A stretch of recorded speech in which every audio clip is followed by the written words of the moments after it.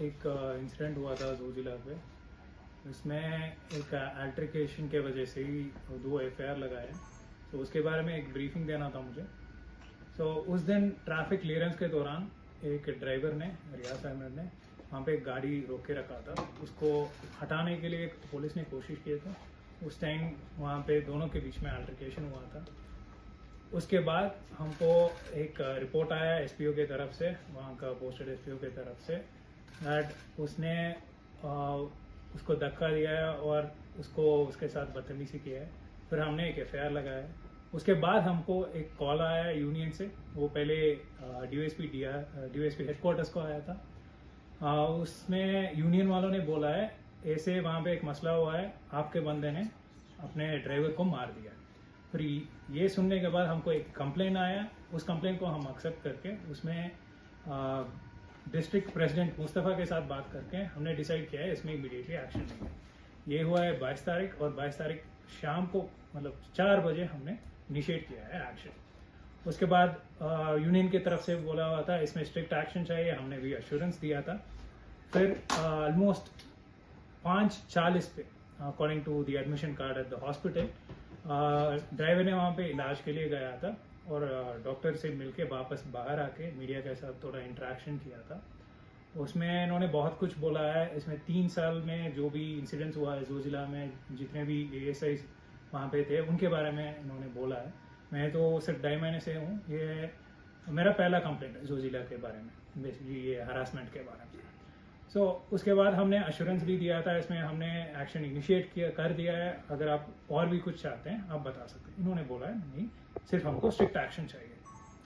फिर ये घर गए थे वापस 9:55 को, अगेन हॉस्पिटल टाइमिंग है, एडमिशन कार्ड में 9:55 लिखा है। इन्होंने वापस आया, वहाँ पे बोला है ऐसे हमको एडमिट कराना है यहाँ पे और पर्चा लगाना है इस पे। सो फॉर्म मजरूबी के लिए हमने पुलिस पार्टी भेजा है वहाँ पे।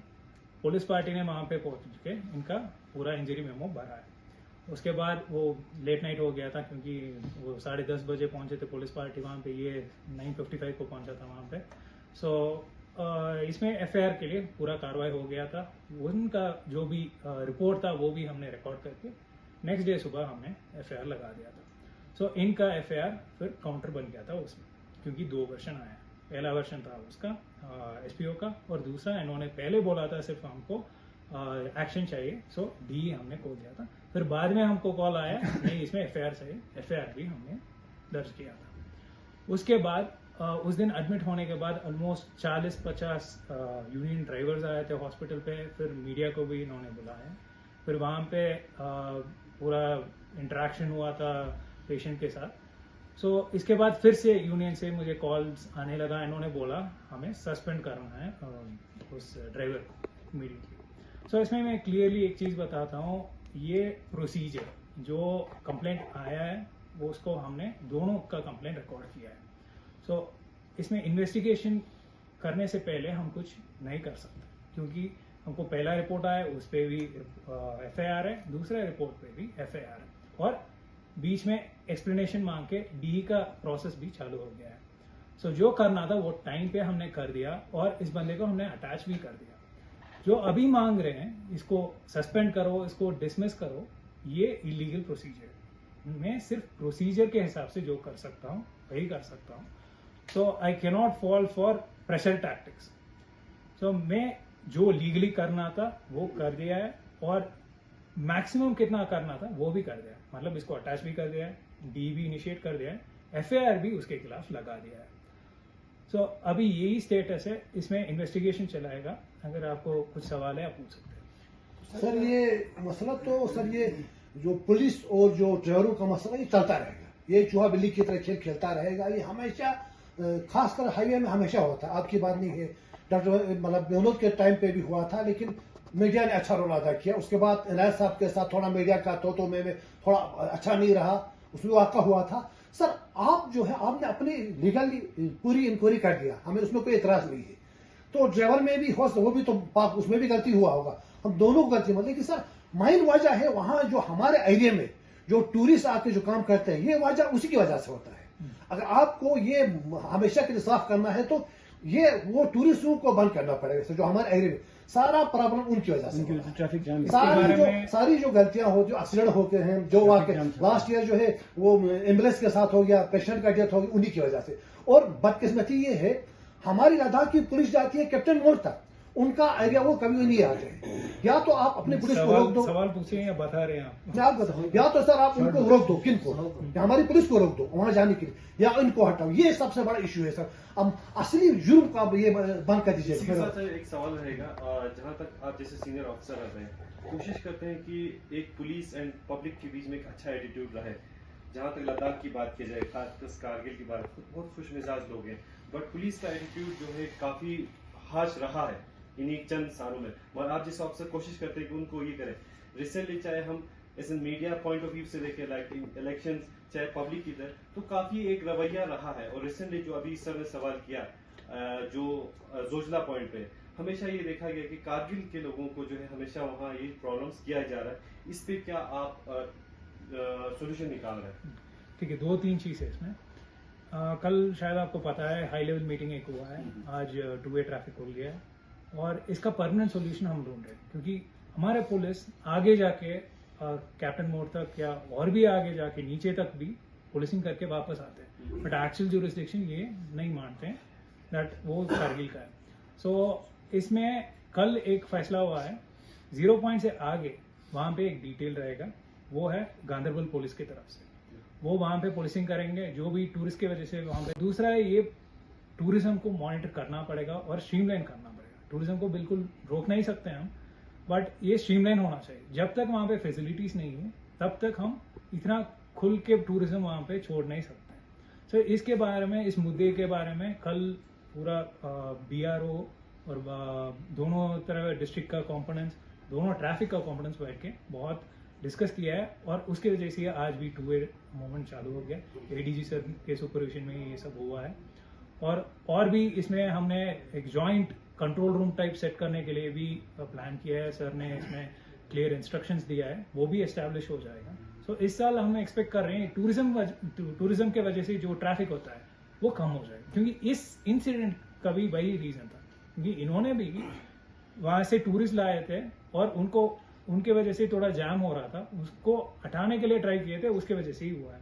सो मैं समझ रहा हूँ ये लॉन्ग टर्म इशू है, इसका सोल्यूशन थोड़ा लॉन्ग टर्म में ही रहेगा, बट कल एक शुरुआत है। वील होप दैट इसमें इम्प्रूवमेंट्स आएंगे। सर बॉर्डर एरिया को ये बता रहा था, कल शाम को एक पेशेंट बता रहा था, जो अस्पताल में ड्राइवर है, वो बता रहा था कि पुलिस की जानिब से अभी तक उनसे बयानात नहीं ले गए, अभी तक कोई अफसर ये मैंने भी सुना था, नो पुलिस केम, उसका भाई ने बोला था।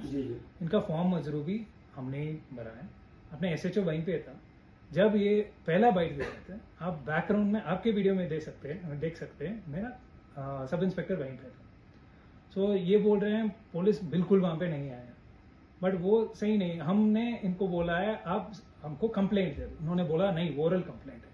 हमने 0 FIR लगा के कारगिल से फैसिलिटेट करके द्रास में लगाया। सो हम इनको ये भी नहीं बोला ये जुरिस्डिक्शन नहीं है आपको द्रास जाना।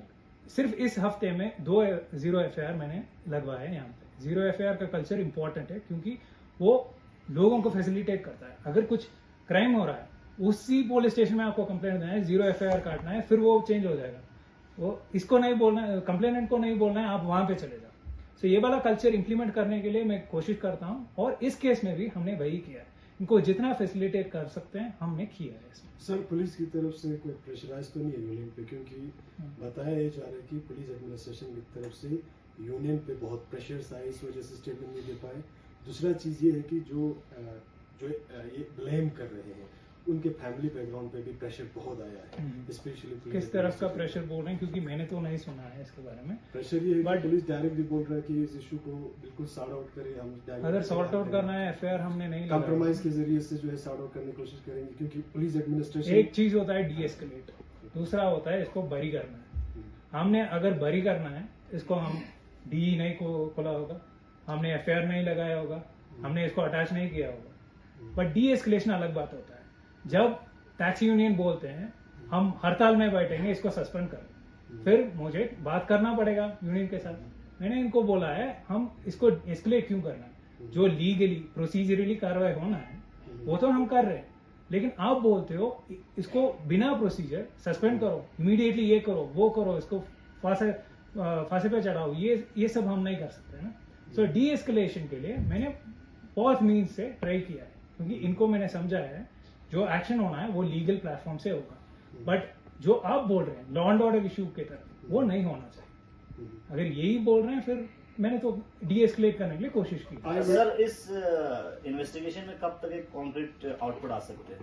तो इसमें बेसिकली वो डी पार्ट है ना, वो जल्दी हो जाएगा 3-4 दिन में, वो इशू नहीं है।